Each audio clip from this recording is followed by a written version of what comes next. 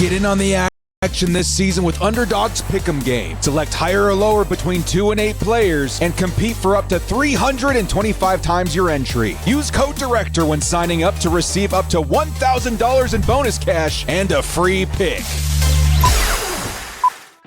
Yo to Bolt fam, it's the Director. Chargers fans, well, today's video is technically about the Chargers and Saints, being our Chargers versus Saints game preview like we do before every game. But there has been some news that has shaken the Chargers fandom that we also need to address in today's video. That, of course, is going to be Rashawn Slater. If you guys haven't heard, Rashawn Slater did go down with an injury. Looks pretty bad. Not going to sugarcoat it. The Chargers offensive line situation definitely looking a lot worse than it did at the top of the offseason. And this is, like what Coach Harbaugh just said, a gut punch. This one is rough, man. So we're going to talk through it together. We're going to see what the situation looks like, how the Chargers can maybe overcome this, and then hopefully find some resolution and comfort going into this season without your franchise left tackle. Let's talk about it in the comments together, Bull fam. I was so shook up about it yesterday. I didn't want to do nothing. But we gotta work through it, man. Before we do kick this video off, the preview and the Rashawn Slater video, shout out to the sponsor of today's video, Underdog. Use code DIRECTOR to receive up to $1,000 in bonus cash. Newcomers, I should say everybody get in on the action, man. The NFL season pick'ems has opened up. The drafts have opened up. We're going to be doing some drafts here on the channel in the next few weeks. Get in, man. It's time. It's a great way to support my platform while having some fun along the way. Before we do kick off, hit us up with a like and sub if you do enjoy this Chargers content. 1 minute time you guys take to the like, sub, bell notification. Helps me out a lot. Let's get into it. Lights, camera, action. Who's got it better than us? Into the end zone, Charger fans are witnesses to history.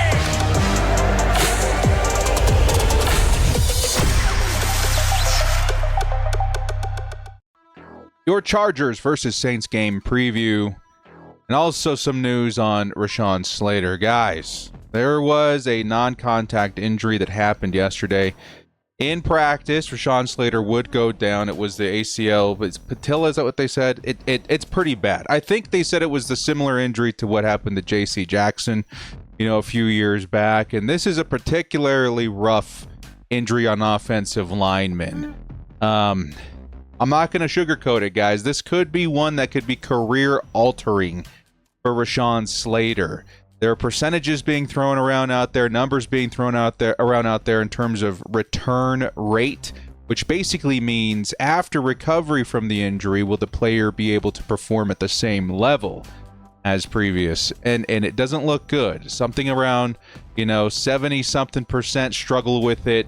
I know it was kind of layman's terms with it, like a 50-50 chance that he comes back to his former self. Some even speculate that he may not be able to play at all.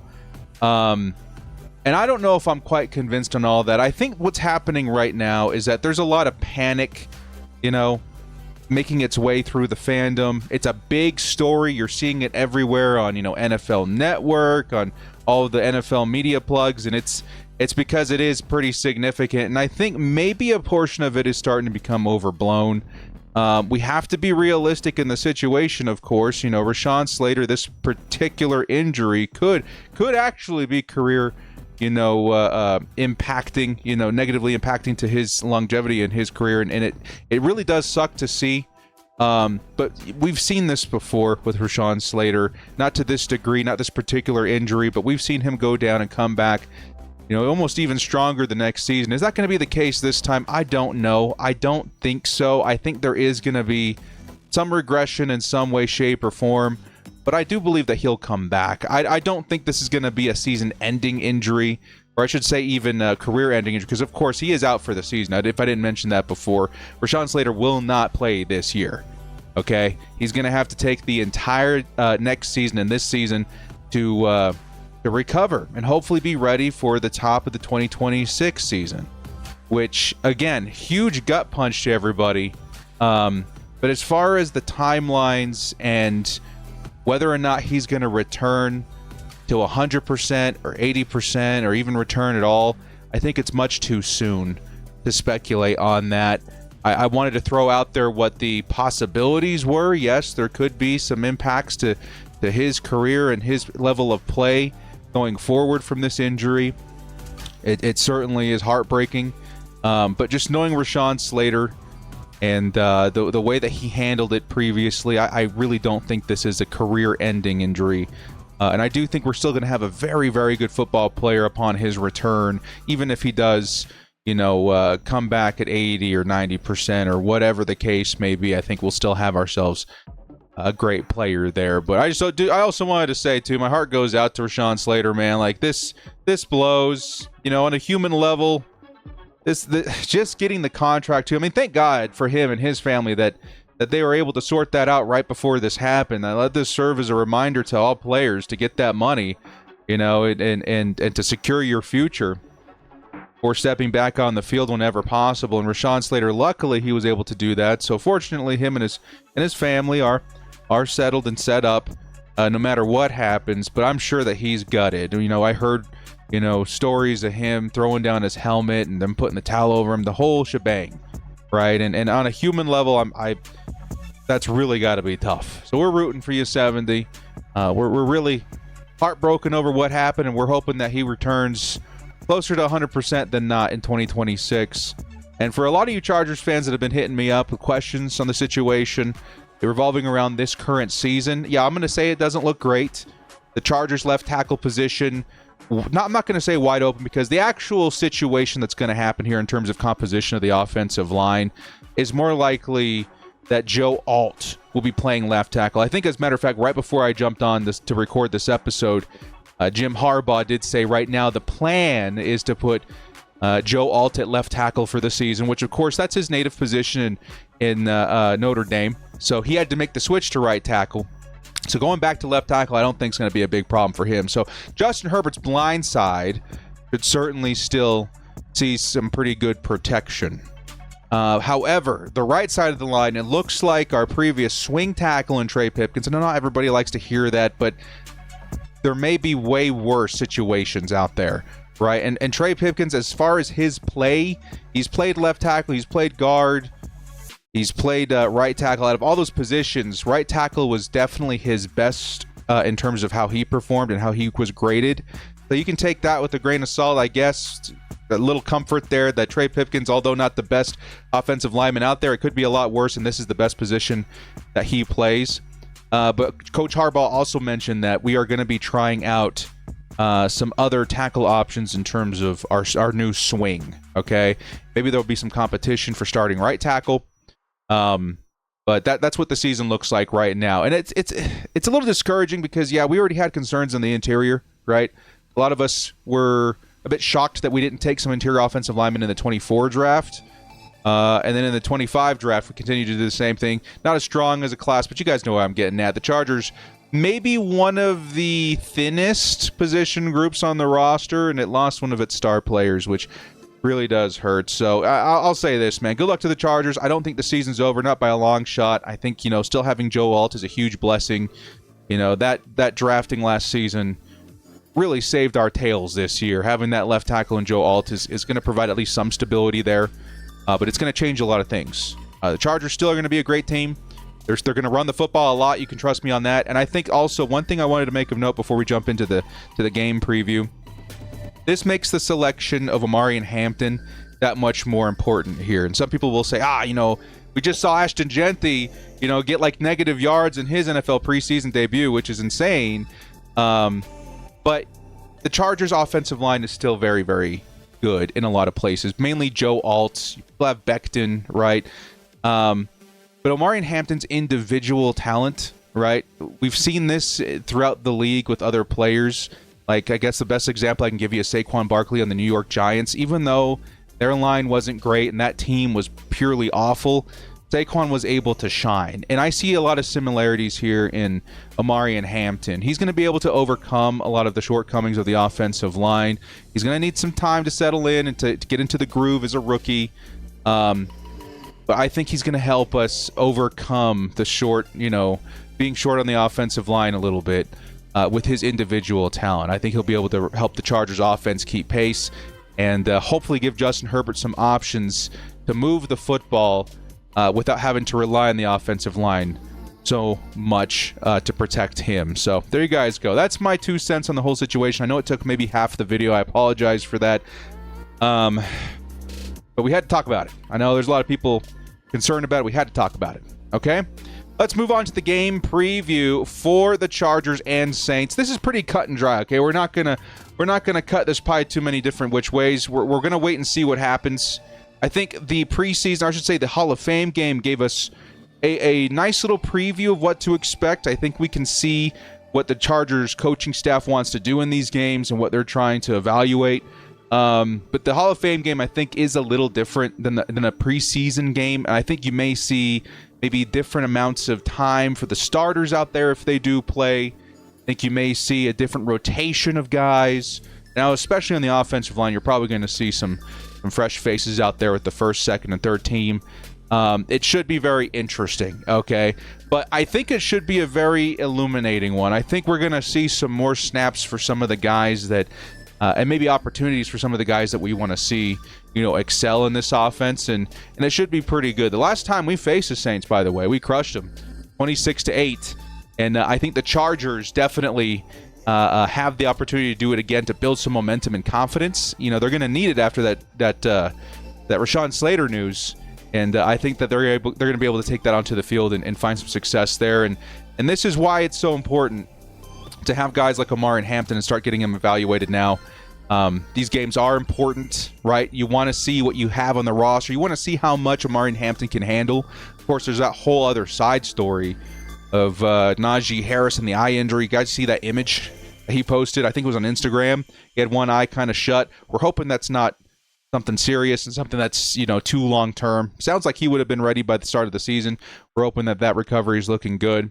But either way, the evaluation here, very, very important. Let's see. Let's give Omarion Hampton a few more carries, right? Let's see what he's working with and how much we think he can handle in the actual season. But jobs and opportunities, man. That's what this whole thing is about. That's what the whole preseason is about. We saw it in this game versus the Lions, and the image that you're seeing here in the Hall of Fame game. A lot of players, they won confidence in the coaching staff and Jim Harbaugh and the coordinators, everybody. And maybe let's take a little deeper dive into this player. Let's take a closer look at what we have here. Do we have someone that's, a backup? Do we have someone that's in the practice squad? Do we have someone that needs more reps, more trust in the season? You're going to see a lot of that in this game, and that's what ultimately the team is trying to evaluate, okay?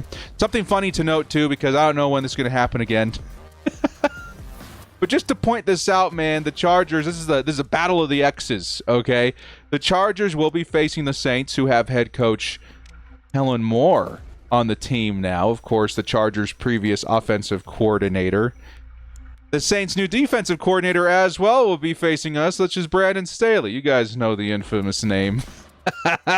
If there was GIFs and stuff allowed in the comments on YouTube, I'm sure I would see one particular one scrolling up and down the feed. But it's going to be funny, man. Now the roles have switched. How crazy is that? Brandon Staley now the coordinator, and Kellen Moore now the head coach. I wonder what that dynamic is like. I'm sure they have a great relationship, but I thought it would be funny to point out as we go into this one. Now, learning about the roster, again, number one priority here. There's some guys that really stood out the last time that we played in the Hall of Fame game. Luckily, the Chargers, I think in this case, yes, luckily, it was a great game for us. Confidence booster. Lots of big plays by a lot of big guys.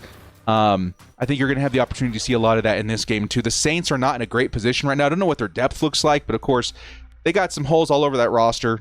And I think the Chargers, backups, second and third and fourth team or whatever, have all proven to be pretty good. And we can continue to flex that on the Saints, hopefully, to continue to help us whittle down who's going to make the roster and who's not. And it'll be pretty interesting to see. And I think one of the biggest position groups that we're kind of looking at, running back is definitely one that I think the Chargers need to figure out in terms of depth. Because we got some good ones out here, man. We saw some of the Kamani Vidal work out there. It was awesome. Dude had 2 touchdowns, big runs all over the place. He looked great. Azan Haskins also looked awesome. right? Of course, Amari and Hampton's out there. Najee Harris is going to make the roster. What is that depth going to look like? Where does Rocket Sanders fit in? I'm hoping to see a lot of him this game, right? We didn't get to see him last time. Hopefully he gets some reps in this game, and a lot of them, I would hope so, to show us, why he's a great backup to the guys like Amari and Najee. I think he fits the profile very well. But Hassan Haskins, man, being such a great special teamer and being, a beast running back, man, look at him going through all those Lions like they're tissue paper. Like that's tough to decide how you're going to balance things out. It's starting to feel like the starting four on offense, or I should say on the running back position, is going to be, Hampton, Najee, Kamani, and Haskins, right?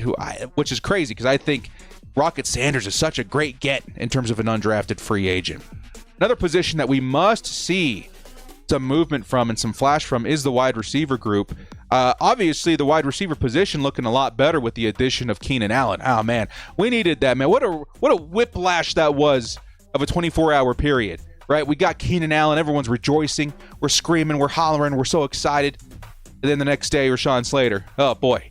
But let's not forget the excitement of Keenan Allen, okay? I think bringing him in is a great way to stabilize the position group and bring some mentorship to some of the young guys like you're seeing on the screen now with Harris and Lambert Smith. I think that's very important. And this game, I think, is also very important to start instill some confidence in these guys. I think we've seen plenty of Lambert Smith. I think he's looked awesome. Let's continue to see that in this game. Let's see how much, hopefully, Trey Lance and these guys continue to connect with them and build chemistry. But Trey Harris is the one that I think a lot of us are hoping to see some more flash from. He didn't particularly show out in the Hall of Fame game. We've seen him start to gain some momentum, especially with Justin Herbert in the last couple of weeks.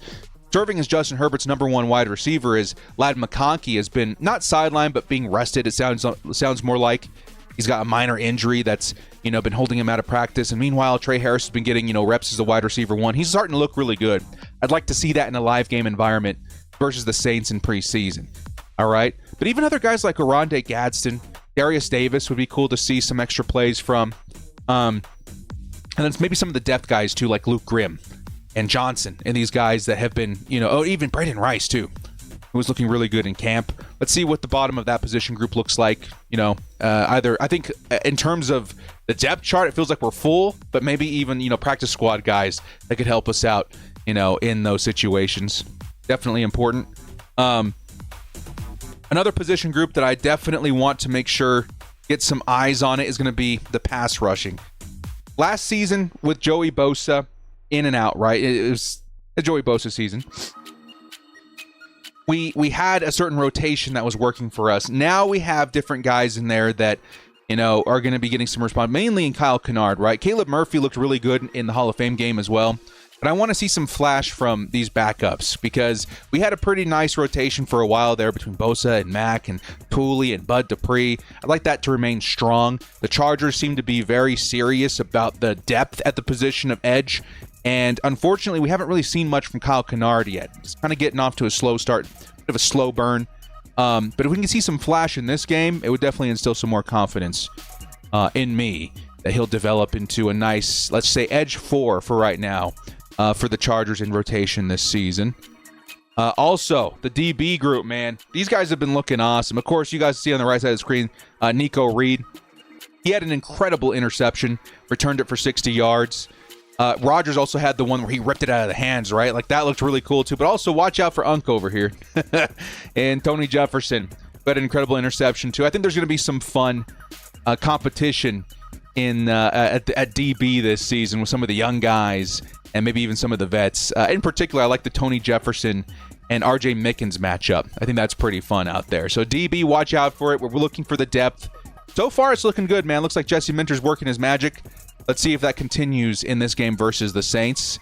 And then finally, we did talk about the running backs. Kamani Vidal looked great. Let's continue that. I think mainly I put this image here because I wanted to continue the identity tempo of this team, right? The last game versus the Lions, we scored and we took control on the ground, man. The Lions could not stop us, and that's what I want to see in terms of identity in this game as well. Let's continue using that as a strength of this team. Let's run the football, control the clock, convert, on third down, and feel pretty good about what we have in terms of our offensive blueprint going into this season, because right now it looks pretty good. Finally, the last couple of things. Trey Lance is becoming an interesting story. Is he competing for QB2? I'm not quite convinced with that yet, but I do think that he's looking to be a pretty stable QB3 for this team. I would expect him to win the battle between him and DJU. Unfortunately, DJU only got like a couple of drives in the Hall of Fame game. Maybe we see more of him this week in terms of evaluation.